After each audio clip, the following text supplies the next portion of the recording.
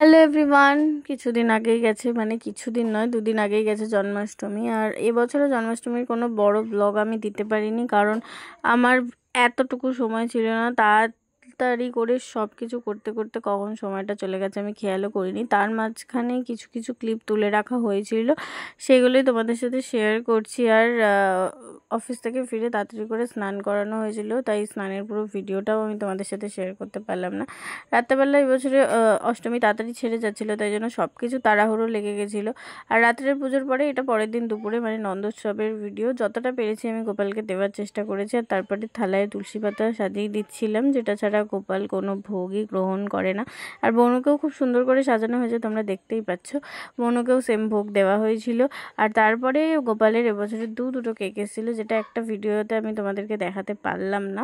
এই একটা কেকই এসেছিলো, যেটা ওর মানি দিয়েছিল, সেই কেকটা কেটে গোপালকে একটুখানি খাইয়ে দিয়েছিলাম। আর গোপালের ডেকোরেশনটা আর সাজটা কেমন হয়েছে সেটা তোমরা অবশ্যই জানাবে। আর কার কার বাড়ি জন্মাষ্টমী পুজো হয়েছে সেটাও অবশ্যই ফটোগুলো কমেন্টে দেবে। চলো এখনের মতো টাটা, নেক্সট ভিডিওতে আবার খুব তাড়াতাড়ি আসবো। যারা যারা এখনও চ্যানেলটাকে সাবস্ক্রাইব করনি তারা খুব তাড়াতাড়ি চ্যানেলটাকে সাবস্ক্রাইব করে নাও। বাই।